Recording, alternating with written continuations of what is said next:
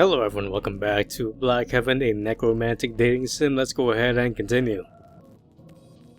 We pass empty lounges and the gutted remains of the kitchen, all while trying to avoid knocking over the junk strewn across the floor. The trash and debris seem like the aftermath of panic, rather than ghosts looking for something or collecting odds and ends. You see shattered plates and glasses, rumpled clothing, and broken suitcases. Finally, you make it back to the back of the building and spot the door to the rear stairway, which has been charred black by fire. Soot rings the door frame, and you can see that the wood floors have been scorched. Fire in the stairway a long time ago. Either it spread down from the upper floors, or maybe someone started down here and kept people from coming down the stairs. You walk to the door and try to pull it open, but the knob comes right out of the door.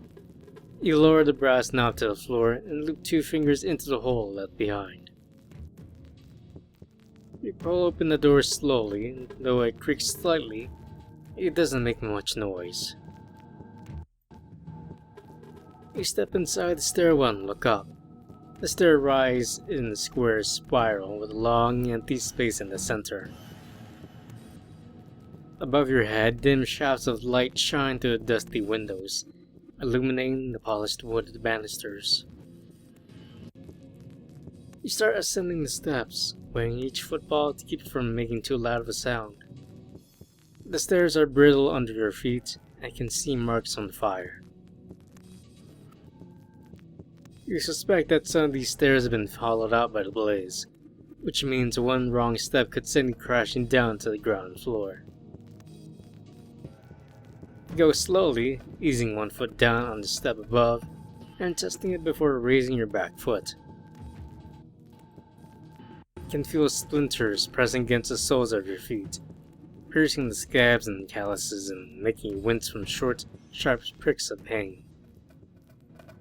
When you look down, you see bright red drops of blood on the stairs. Shit, can't go back now.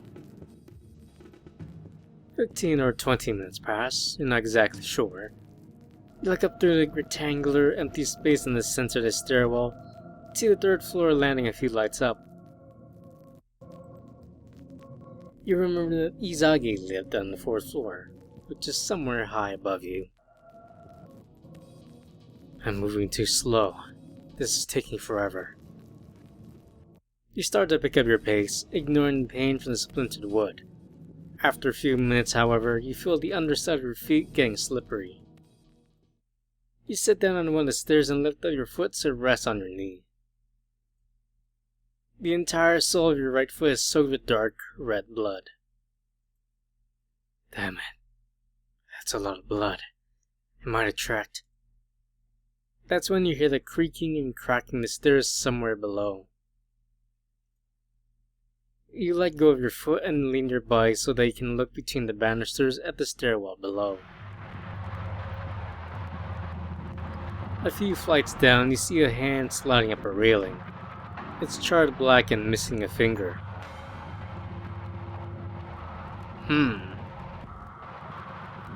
Decisions. Page 4. Okay. If we run for it, we're going to attract a lot of things. Let's try to distract the thing. Fuck. I can't outrun whatever it is. So I guess I have to slow it down. You take one of the tattered rags hanging off your ankle and press it to your bleeding foot so it soaks up a couple of spoonfuls. Once you feel the rag become soaked, take it away and peer over the side of the stairs. You can still see the hand running over the railing, moving quickly. In the tight space of the stairwell, you can hear its labored, wheezing breaths. The smell of burnt flesh and the ash wafts up from below, catching your throat and nearly making you choke. You sneak one hand between the banisters and grip the blood-soaked rag. I can throw it so it lands on one of the landings. Maybe I'll stop and try to eat it. But if I miss, I just throw it down the middle of the stairwell. Try to judge the weight of the soaked rag to see whether it will fly straight if you throw it. The thing is only one floor below you now, and the smell of it is overpowering. You take a deep breath and hold it, then throw the clump of rags so it's aimed at one of the lower flights of stairs. You watch the clump catch on the air and unfold, making its arc veer wildly to the left.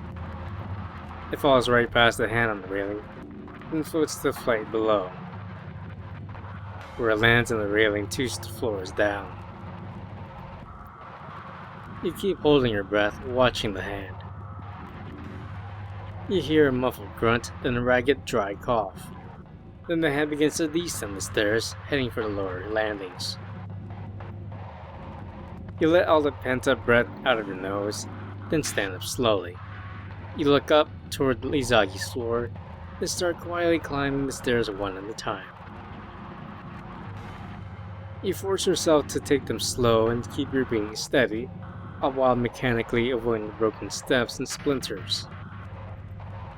You avoid a rotted step and grip the railing to keep yourself from losing balance, then look up through the stairwell toward the 4th floor landing. It's close, just a couple more flights. 2 floors below you, you hear a low, guttural growl, then a tearing of fabric. Found a rag. You keep your steps light and your pace steady, with your eyes fixed on the stairs ahead of you. Sweat drips down your ribs, and you feel your throat getting painfully dry. No other thoughts enter your head apart from climbing the next stair. Something cracks and splinters far below you, making you wince. You risk one glance over the railing to see if you can spot the ghost.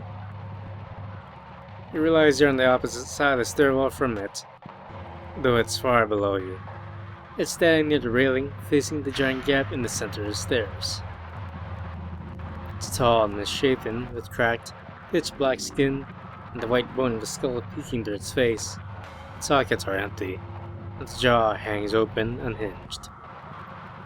It's tearing at the rag, suckling in the dark stains.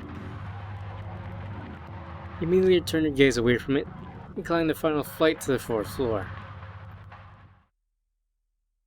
You make it to the landing, open the door, and slip through the other side. You shut the door as quietly as you can, and press yourself against the wall next to it. You glance around with wide eyes, looking for any movement, listening for any sound. It's quiet. You breathe a sigh of relief and immediately start creeping down the hall toward IZAGI'S room. After counting the room numbers, you arrive at IZAGI'S door. You see that the bottom half of it is cracked, with a rock crater deep in the wood as if someone had tried to bust it down. They came for her. Part of the door is hanging off its hinges, and you push it inward slowly. You stick your head inside and glance around, but it seems empty. IZAGI? Your room is immaculate for terrible things happening outside. You take a deep breath and exhale. You step inside and close the door behind you, then do your best to lock it. The door barely lines up with the door frame, but it's enough. You look around, but the light coming through the window is obscured by the layer of dust on the outside. You light a match, then light 2 of the dusty candles on the walls. You look around, expecting to see a chaotic mess, but for the most part, the room looks untouched. You walk around, taking care to keep your footfalls slow and quiet. IZAGI'S desk, bed, wardrobe, and low table are all here, along with her books and broken tea kettle. You pull out the drawers in her desk and find some notebooks and surgical tools, and a red leather-bound journal. Never seen that one before. You undo the clasp on it and flip open to a random page. January 20th. He's taking me to the festival tomorrow. It's our 2nd official date, and You flinch and quickly flip to the last page with writing on it. April 21st. I'm infected too. I have black lesions, and I feel weaker than yesterday. They built more pyres to burn the bodies and said they're letting no one in or out of its on. It's now or never. The entry stops there. You flip back through the earlier pages, but after a quick skim of IZAGI'S laconic entries, none of them tell you where she went. You open your satchel and drop the journal in and sigh. You look in the wardrobe and under the bed. Those only confirm your suspicion. IZAGI'S corpse isn't here. You pull out the chair from her desk and sit in the center of the room. You rub the sides of her mask. The door is broken, but the room is untouched. That means IZAGI wasn't here when they came. Or she went quietly once they busted down the door. That second option wouldn't happen. She locked the door and let them bust it down. She knew they were coming to take her away. So she must have left before they came. Your eyes glance around the room and fall on the sword rack on the wall above her bed. It's empty. They wouldn't have let her take that with her, so she must have escaped before they came here. You get up from the chair and walk over to her bed, looking at the sword rack, then down at the mattress. For the first time, you realize that there are no sheets on the bed, no blankets or quilts either. For a moment, you're seized with fear as you remember all the bodies wrapped in bed sheets. Then you remember something from a long, long time ago. You know where IZAGI went. Go to the window and open it. Below, you can see a small balcony with some rotted chairs about 10 feet below you. You climb over the sill, ease yourself down, and hold yourself there, mustering the nerve to drop. Clench your eyes shut and let go. You crash into one of the chairs, destroying it under your weight as you fall. Your back hits stone and your head slams in a chunk of wood. You lie there for a few minutes, breathing heavily, then painfully roll over and peer over the edge. Another balcony is 10 feet beneath you. An hour later, you arrive at the old banks of the river. Your eyes sweep over the vista, expecting to see a black, slow-moving river of ash beneath white, bleached tree trunks. Instead, the river is pristine, the water is clear, and the wind seems to blow the falling ash away from the banks. A peaceful scenery. It looks exactly like the river from your memories. How is it possible? Is it real? You appear at the island in the middle of the river. It looks real. You're bruised, bleeding, and exhausted. So you sit down with your legs dangling out the side of the bank. You take a few deep breaths and look up and down the river. There's no one else as far as you can see. If she's not here, I don't know where else. Thought lingers in your exhausted mind for a few seconds. Then you get up and start climbing down the bank. After some searching, you find out stepping stones that lead to the island and carefully cross them one at a time. Your legs wobble and shake from the strain and balancing, but you make it across. You start walking up the island, listening to the crunch of your feet on the loose stones. You disguise the yurt with a bunch of tree trunks and branches, like a terrifying thought enters her head. Like a pyre. You start sprinting across the rocks, trying to push images of a charred yurt out of your head. After a few minutes, you spot a lopsided shape looming out of the haze. Looks like a bonfire pile, but listing to one side. You slow to a jog as you approach, and heave a sigh of relief when you see that the trunks aren't burnt black. You push aside some of the branches to spot the faded white material of the yurt. You pull back the flap that serves as the entrance and look inside with wide eyes. The dark space is filled with a smell of old, rotting flesh, and the air is swirling in moist dust. A dim shaft of light shines through the hole in the roof, falling in the remains of a fire pit, and the handle of a sword hovering in the air. You follow the handle and see the blade sticking out of the chest of a desiccated, cross-legged corpse. It's wearing a faded white shirt and a pair of dark loose pants. The martial arts uniform of it's on. Izagi. You bend over, step into the dirt, and let the flap close behind you. You walk closer to Izagi's corpse, your eyes following the silver blade of the sword. You kneel down near the body and see that its back is still straight. The head is tilted forward, obscuring the face with a curtain of dry black hair. You notice that the black mold and moss have crept across Izagi's clothes, eating away at the fabric. You grip the handle of the sword and start to pull gently. As you ease the sword out of Izagi's chest, the low roar of the river suddenly sounds very far away. The sword is surprisingly light in your hand, but as you pull out the tip, you hear a distant shrieking sound.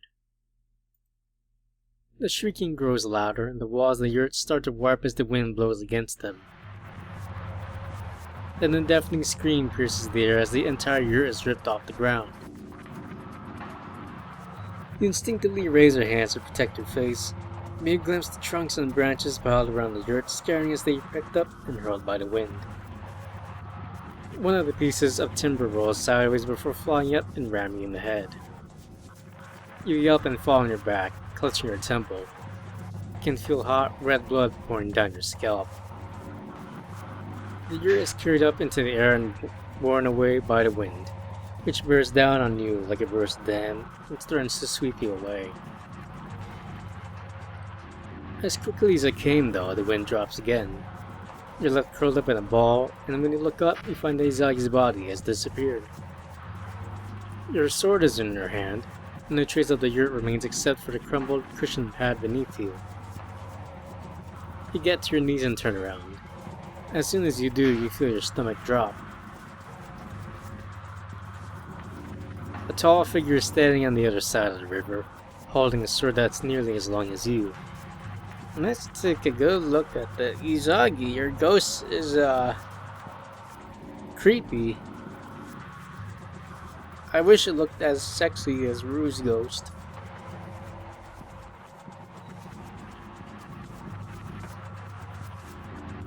As it raises his sword, its robe slides off its shoulders, revealing a second pair of arms unfolding from the shoulders. The figure is pale, studded with inhuman amounts of sculpted muscles. The most striking of all is its face. It looks like an eyeless bull's head. You stand there frozen in fear, as it steps out the bank and onto the surface of the water. You watch it cross the river through the hanging mist, its feet walking on the waters that were solid as the stones beneath your feet. As blood courses down your face, a stream of panic thoughts crashes through your mind. God, is that her? Is that her ghost? It has a sword like... You look down at the sword in your hand. Wait, does it think it came to duel? You've forgotten all your lessons from the sword sparring with Izagi a long time ago. And even if you haven't, this ghost looks like it's strong enough to wrestle the horse. Your thoughts are interrupted by the sound of clacking rocks as the ghost steps onto the island. The ghost slides easily into a fighting stance, the sword held above its head. In the silence, you can hear its heavy breaths and see its stomach expanding and contracting. Ooh. There's a big old hand.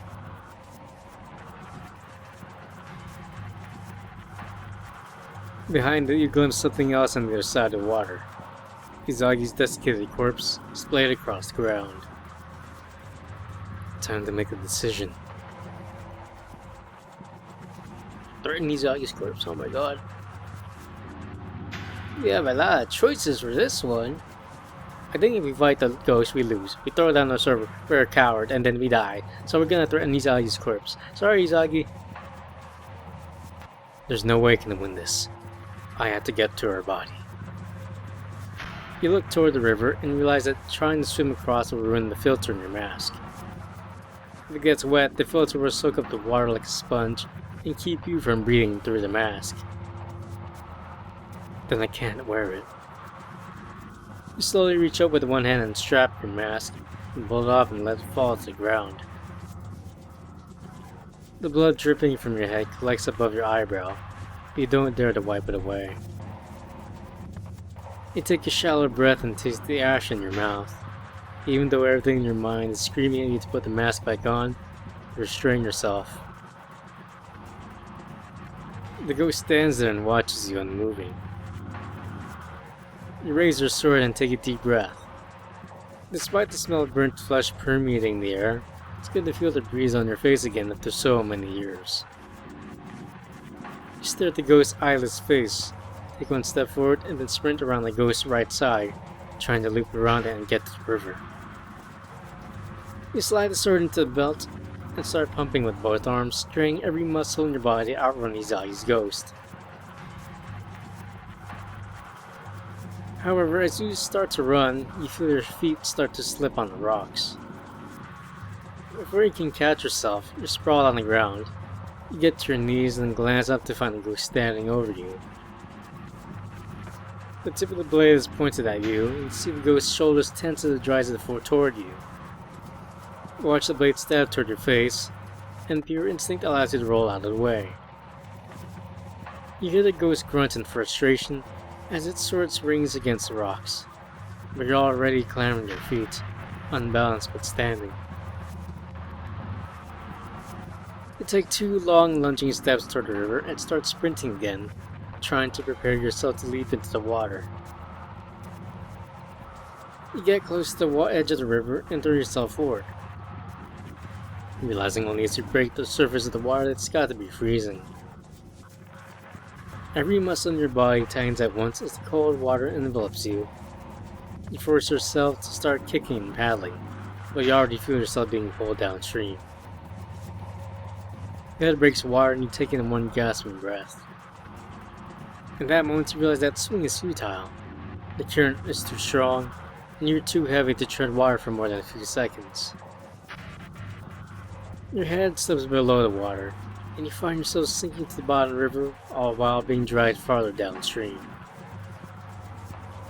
Your feet touch the bottom, and you can feel smooth river stones beneath your toes. You can already feel your lungs scream for air, but you shut it out and you clamp your eyes shut. Your focus only on clawing your way forward, trying desperately to pull your body through the water. You can feel the bruises and gashes in your body cry out as everything in you strains against the pull of the current. For your entire life, you dreaded a moment like this. You've imagined your own death 100 times, but always stop before you reach this point. The point where you're so desperate that the world seems so small and dark, and the only way out is through an endless tunnel of pain. You realize now that there's something worse than the pain. The helplessness. The fear. The screaming in your own mind. All of it stretching into infinity. Every second is its own hell now, but you have to keep going. You can feel the current brushing against your skin. It feels like cold fingertips touching you. For a moment, you remember IZAGI'S fingers touching you during that first day in the dojo. A soft, warm darkness grows in your skull, and you feel yourself slipping into oblivion. No, this is real. This is happening, I can't slip back. You feel yourself rising, inch by painful inch, as your feet climb up the sloping side of the riverbed. You drive your arms forward, scooping handfuls of water behind you, your momentum building until... gasp. You break water, sucking in air through your mouth. For a few desperate seconds, you're still suffocating. You stagger out of the water and double over, still gasping for more air. Slowly, your mind returns. Stand up straight and twist your head to look behind you. The ghost is already walking across the surface of the river, still gripping its sword.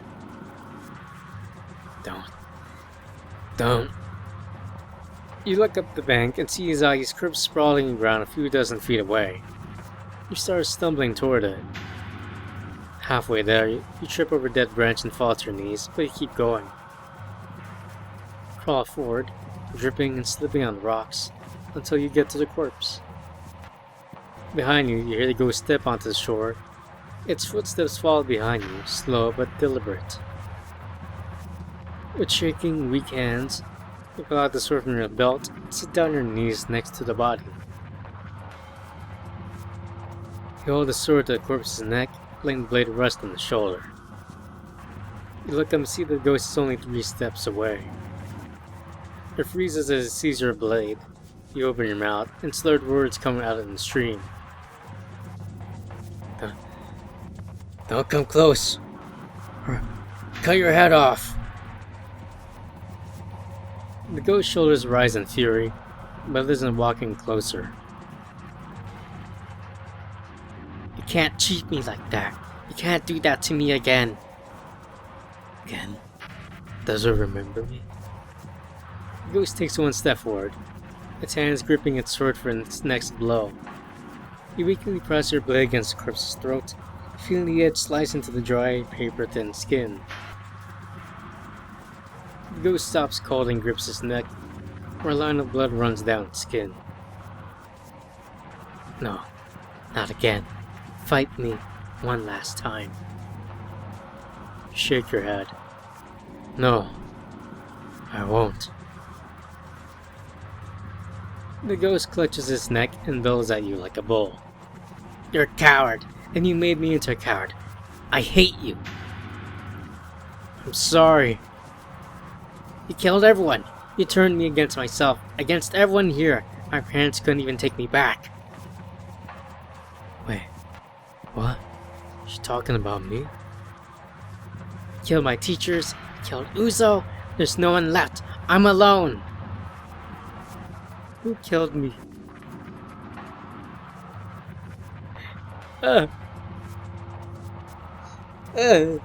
Izagi still remembers us in a good light. I killed Uzo? And they would have burned me too. You swallow and hold up a hand to try to calm the ghost. I understand. Just calm down. The ghost points his sword at you while the hands of its 2 other arms clench into fists. You would have turned me into a fucking monster if I waited. I saw them. Every night I thought they would find me. I didn't want them to get me and I didn't want to be burned, so I had to do it to myself. You forced me. I didn't want to do it, but you, I should just... The ghost suddenly slashes out with its sword, narrowly missing your neck and cutting a shallow gash across your collarbone. You slice deeper into the corpse's neck. A gout of blood shoots from the ghost's neck, but still flexes its muscles unfazed. You realize it's going to strike again. You drag Izagi's sword across your shoulder and press the edge down just as the ghost brings down its blade. Izagi's sword slices through the shoulder of the corpse and you shut your eyes. But the blow doesn't come. Instead you hear a long, keening scream and the sound of steel hitting stone. You open your eyes and see the ghost collapse into its knees, clutching the stump of its lower left arm. You see the severed limb on the ground in front of you, its fingers still curling and flexing. Its sword lies nearby. You open your satchel quickly with one hand and search for the grimoire. You find it, pull it out, and sit on the ground in front of you, and flip open the cover. Keep your other hand on Izagi's sword, ready to slice into the corpse again in case the ghost lunges for you. You lean forward and prop yourself up on your free hand, reaching for the severed arm. The ghost notices you dragging the arm close to you, shoulders rise. What are you? Then the ghost seems to notice the grimoire for the first time. No! You don't! But it's too late. You drag the ghost's severed arm close to the grimoire and force the palm to touch the pages. The arm is pulled into the pages of the book as it's being sucked into a pool of water, and he watches the rest of the ghost is dragged closer. I hate you. The ghost's giant form is warped and stretches as it comes closer to the edge of the grimoire, and so you see its head twist and compress as forced into the pages. The torso falls, then the feet, until you're left alone on the shore, sitting on your knees. You let out a ragged breath and let yourself fall backwards, onto your back. You can feel water dripping down your face, leaving cold trails on your cheeks. You close your eyes and try to catch your breath. As you try to control your breathing, the ghost's words run through your head. "You killed everyone. You turned me against myself. Against everyone here.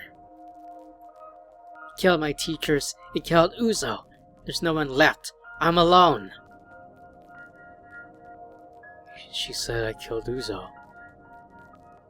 What did she think I was? You furrow your brows and try to remember what else the ghost said. She said, "You can't treat me like this again," and she'd been waiting for 5 years to fight me. Who was she trying to fight? Rue? I don't think she'd ever met Rue, and why would Rue be alive? I bet it was Tenza. You open your eyes and look at Izagi's armless body. Her hair has been blown to one side, letting you see part of her sunken face. Even if it's decayed state, you can see the faint marks of black lesions on her neck. Then it clicks. Izagi never gave up without a fight. But she couldn't fight the plague. She had to take her own life before it did. So she thought I was the plague. You can still feel the unbridled viciousness in the ghost's last words. I hate you. More flakes of ash begin to fall, and you glance up at the dark clouds encroaching on the single patch of blue sky above.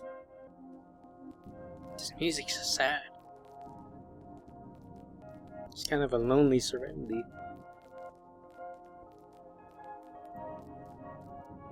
This place looks just like it did when I was here last. I wonder if her ghost was holding back all the ash. Watch the blue sky ebb away. The sunlight on the river grows dim. Clumps of ash begin floating by on the water. You close your eyes again and cover your face with your hands. You can feel flakes of ash raining down on you and remember your mask. You sit up and look across the river at the ruins of the yurt. You can barely spot your mask lying on the ground. A single thought penetrates your exhausted mind, and it nearly drains your will completely. I have to cross the river again. You sit there for a few more seconds, staring at nothing. Then you pick up the grimoire and get to your feet. When you finally make it back to the library, you lean against the bookcases until you can get to a chair near a table, then you rest your head on a wooden tabletop. Without lifting your head, you set Izagi's sword on the table.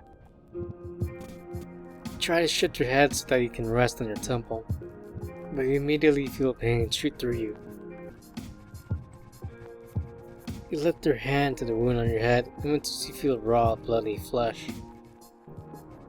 With a sigh, you lift your head and gently pry around the gash.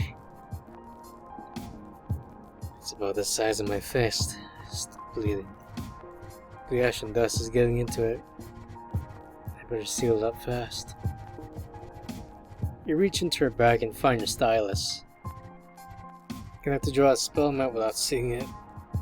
Should be fucking frustrating.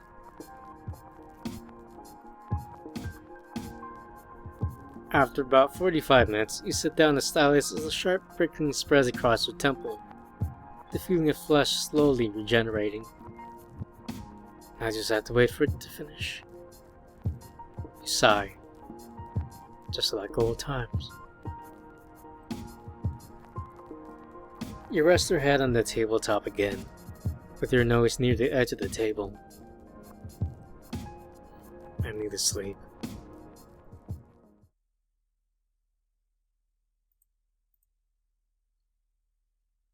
When you wake up, Your body feels like a plank of wood riddled with cracks.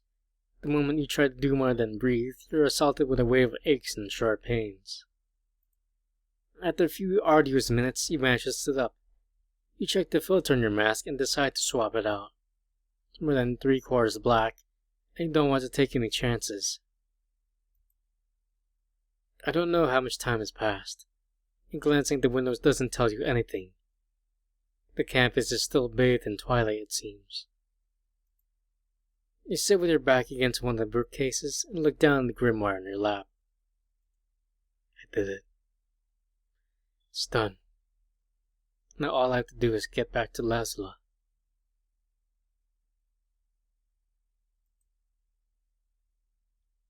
You're tempted to open the cover of the book and flip through the pages, but the fear of what might look back at you keeps you from doing so. You shudder slightly as you remember the faces of each of the ghosts. Rouge's ghost, wrapped in pages and tattooed with diagrams, his face half hidden. I think Rouge's ghost was the hottest. IZAGI'S towering spectre, screaming at you in rage and rushing at you with a sword. IZAGI'S ghost is very cool looking. I would not smash though. Elise is a bizarre, skin-clad form, sobbing over its imperfections. And I wonder what would happen if I got the mannequin head to her. You can see flashes of them and their ghosts. They're too far gone.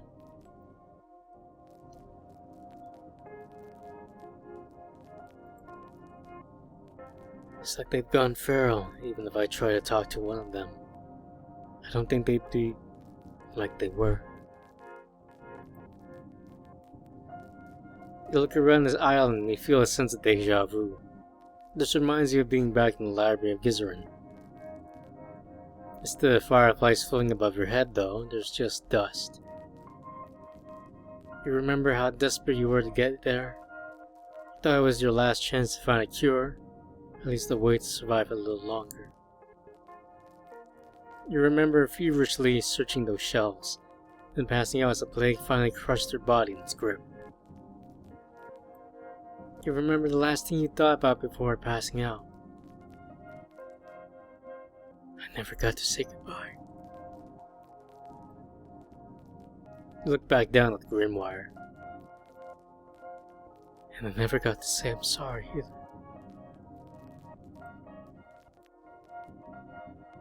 You slowly open the cover of the grimoire and look at the first page. Your thoughts are interrupted by a voice. I can hear you moving around. At least, I hope that you. You there? Grunt if you can hear me. You hold back a groan and lean closer to the grimoire. I can hear you. Oh, you're alive and able to form complete sentences. After what I heard a few hours ago, I was afraid you'd be gutted and hanging from meat hooks somewhere. I'm in an excruciating amount of pain. If you're still able to describe it, it can be that bad. How'd you make it out? Did you find at least one of them? Found all 3 of them. They're all in this grimoire. Excellent! That's what I wanted to hear. Are you currently bleeding out? I might be. Well, patch yourself back up and get your ass back here. Now, if you'll excuse me... Wait. What?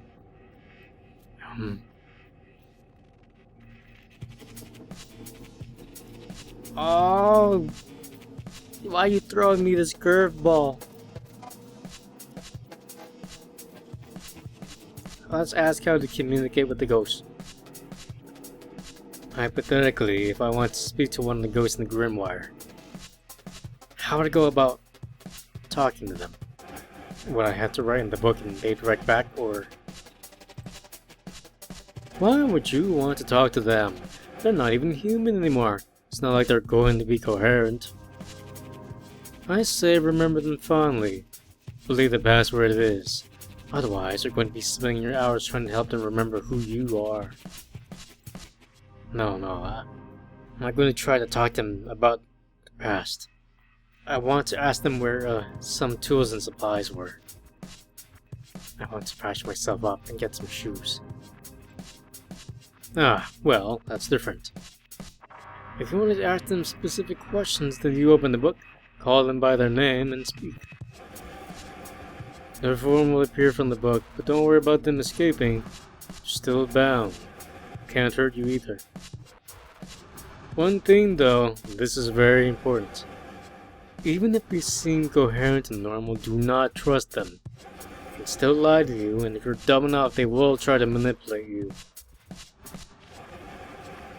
Each of them is going to have a page in the book, and if you rip that page out, they'll get loose. So whatever you do, don't be an idiot. Trust me, they may be insane by our standards, but they can be devious. Might get nostalgic.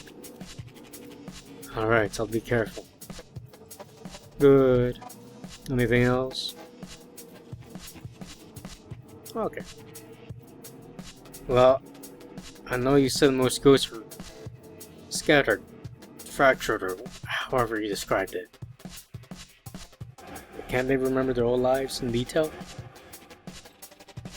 Why do you ask? Well, I want to ask one of them if they remember how to promote blood regeneration. I've lost quite a lot.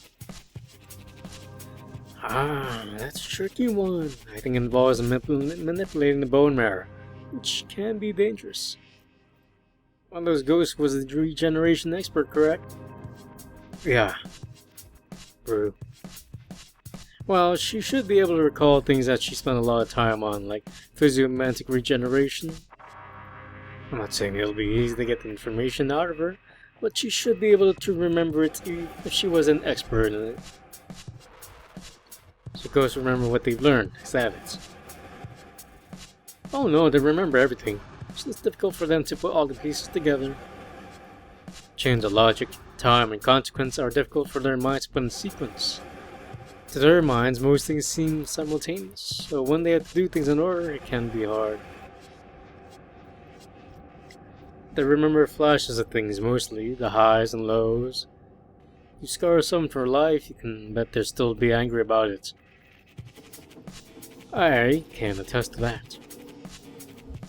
So you're saying they can hold grudges? Oh, definitely. Anyway, if you want to remind them of something, you have to talk them through it like a child. And if that doesn't work, you may have to go directly to the source. What do you mean? The grimoire contains their souls. That means you have all their memories in there too. Each ghost should have a diagram that depicts their soul. It's like a big geometric pattern made of thousands of points.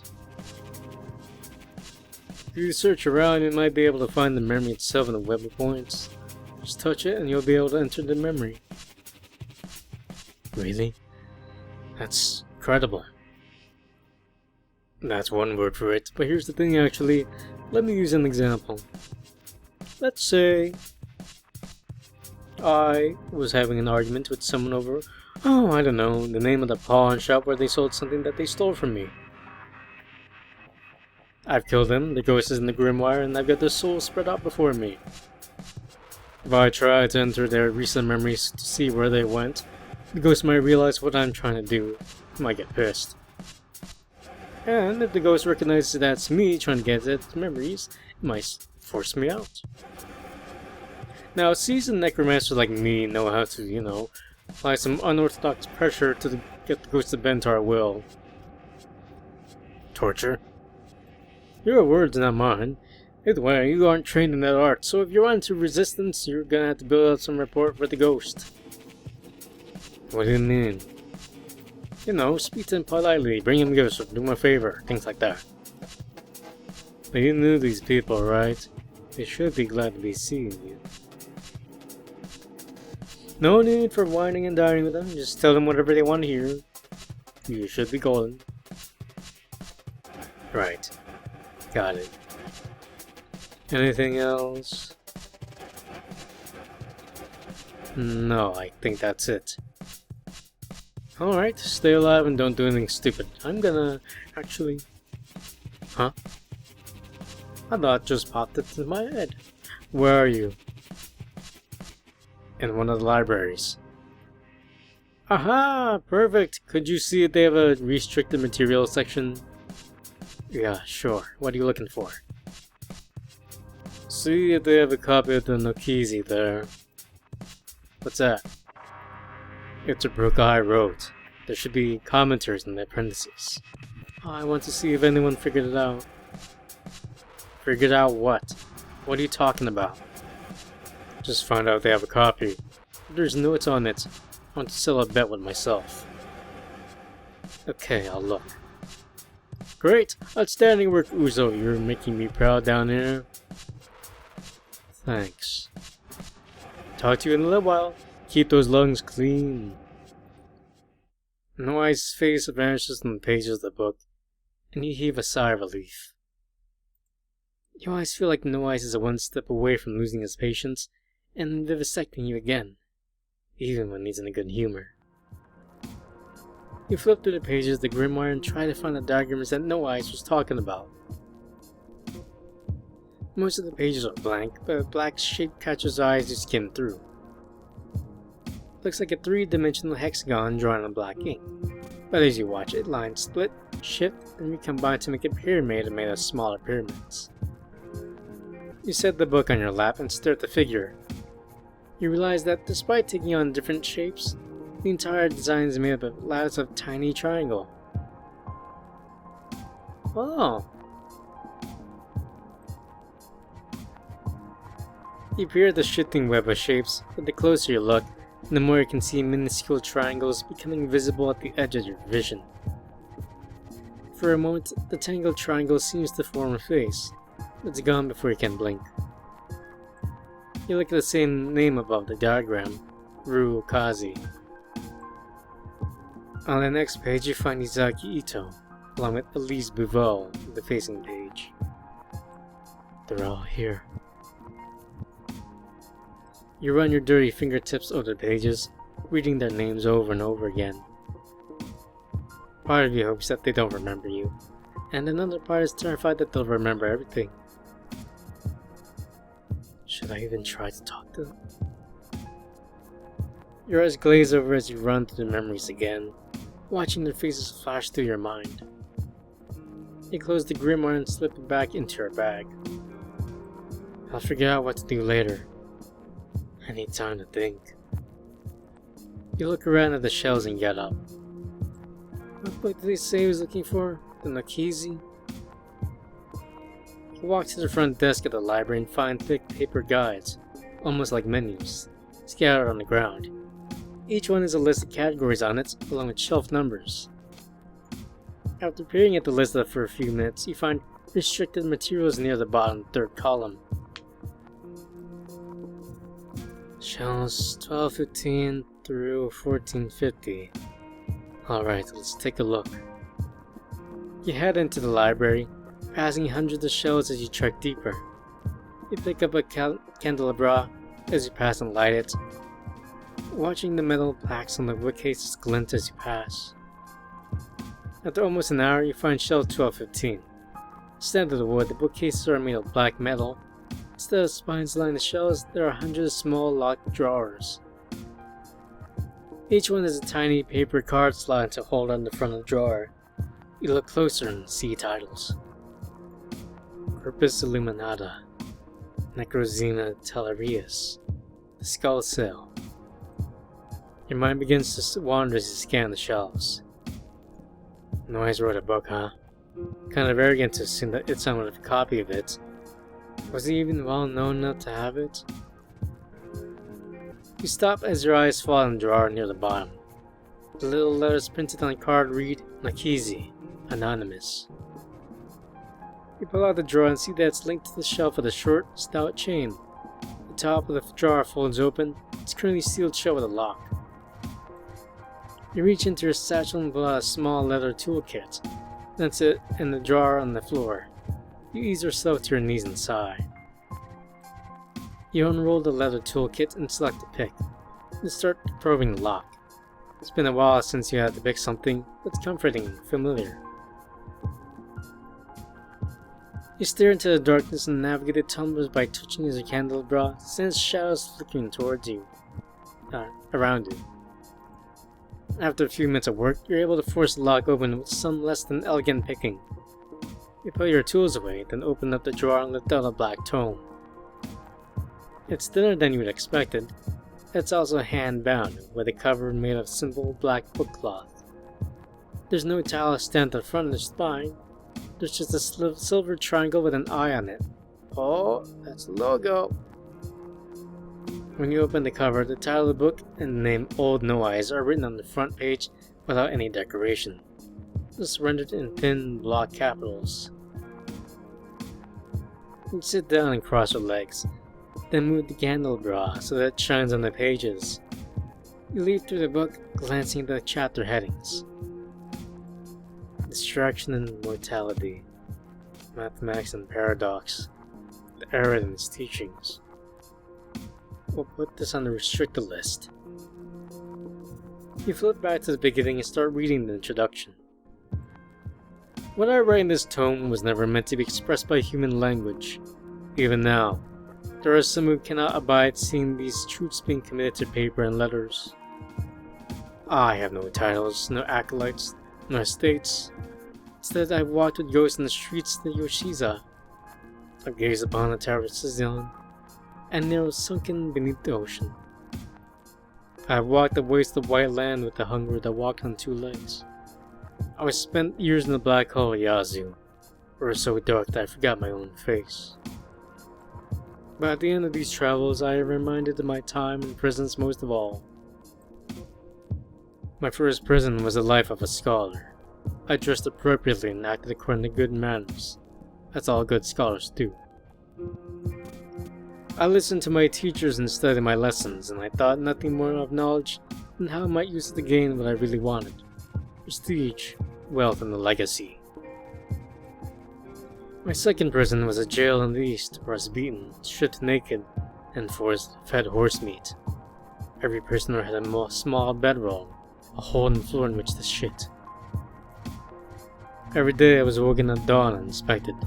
Every afternoon I was forced to clean my cell with a small brush. Every night I fell asleep to the shout and sobbing of 100 other prisoners. My thoughts were consumed with three things: eating, drinking, and warmth.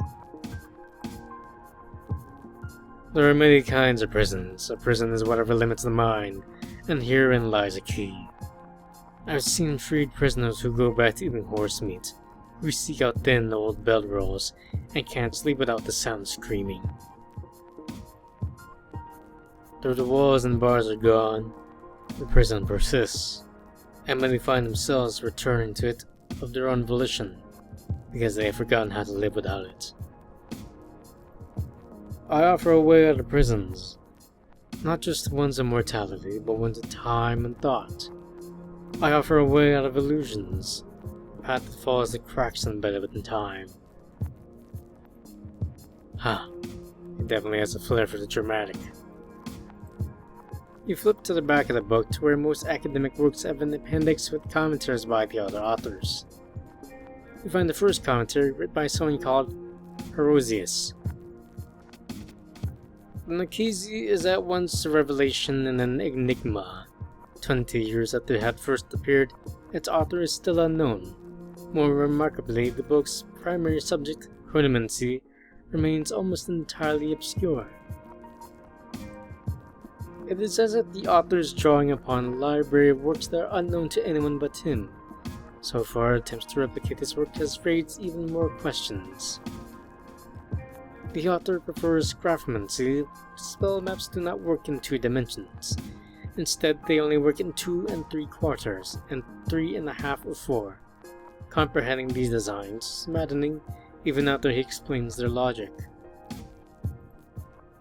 Though others still will decry his unorthodox philosophies and inflammatory stances against the established schools, there is no doubt that the author of the Nikizi is a genius. Whether it takes a decade or a century, solving the ciphers contained in the last few pages of the Nikizi will likely herald one of the most exciting breakthroughs in scholarship. And if Old No Eyes is to be believed, it will mean our salvation from our own mortal minds. What was that about ciphers? Return back to the main part of the book and discover that the last 20 pages are filled with cryptic geometric diagrams and lines upon lines of text written in some kind of code. What is this? Gynecomancy? One of the diagrams strikes you. It's a large circle with 3 circles nestled inside of it. Smaller circles are nested inside these 3 circles, and so on. You pull up your sleeve and look at the tattoo that Noah's left there. The 2 signs are almost identical. You turn back a few pages and find the last one with normal text on it. I have exhausted all I have to teach. Now I'll leave you with a few riddles to keep the lazy and foolish from proclaiming themselves masters of eternity. The one who solves them will know what I know. You turn back to the commentaries to see if anyone has any idea what the cipher is. Spot a commentary by a scholar named Uden and skim over it. I was in the court of the White Architect, and when a man with no eyes in his sockets approached the architect's throne and demanded an audience. He spoke a grand, nested circle spiraling down forever, and a kind of pyramid whose dimensions could not be measured, except in large and small infinities. The architect seemed to become agitated after some time, and interrupted the man with a challenge, to give a succinct summary of his method. The man said, "Here is no, there is no, that which can be expressed in speech is not the eternal." The architect was amused and asked if the man intended to speak in absurdities and gibberish, or if he was a scholar, as he exclaimed. The architect asked the man his name and title, so that he might know who would act as a jester in his court. "It is the wrong question," the man replied, becoming angry. "There is no name, and no one to speak it. There is only eternity." The master asked again, "Who stands before me?" And the man seemed ready to speak, but stopped himself, frustrated and upset. Finally he said, "No one." The court broke into roaring laughter, and the man left the horse as quickly as he come. There is no doubt that old No-Eyes was that man. This manifesto, the Nokizi, is his attempt to save face, to make up for the humiliation that he brought upon himself. He is no sage or savant. He is nothing more than a con man, a confidence trickster, with shallow academic trappings. His slander against schools of immortality stems from jealousy. And the only thing that time will reveal is how empty his claims are. You stare at those words for a while, feeling the bile rise in you. So he tried to show them something new, but the people with all the prestige and all the followers didn't want to hear it. They laughed him out and smeared his name. You closed in the keys and slipped into your satchel, next to Grimoire. I'll read the rest later. You head back to entry hall of the library, carrying your candelabra back to the same table that it had sat on before. Pull out a chair and sigh heavily. As you look into the shadows, you feel the same questions before gnawing at you.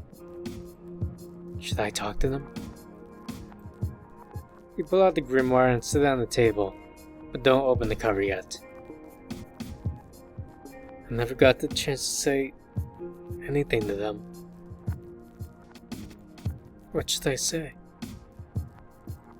You try to remember the last time you'd spoken to Rue, Izagi, and Lise, and what you'd said. You can remember the going to research project hearing alone, and sending the panel your bibliography. But past that, there's the same black pit of emptiness in your mind as last time. You remember how you spread the plague, walking from dormitory to dormitory, but that was days later. No matter how hard you try to remember what happened in between, All you can remember is the blackness. And the sense of lingering dread. Not about the plague, but something else. Dreading seeing them again. I'm afraid they'll hate me. They couldn't have known that what I did in the dorms. Screw it, I just need to talk to them. Slowly, you open the grimoire and turn a few pages and to see one of the black inky spiderwebs. A map of the soul. In the silence of the library, you stare at the shifting figure on the page for a long time. Finally, you decide. Can't just hand them over without saying anything. I have to say something. You grit your teeth and take in a deep breath through your mask. Where do I start? I want to start with Izagi.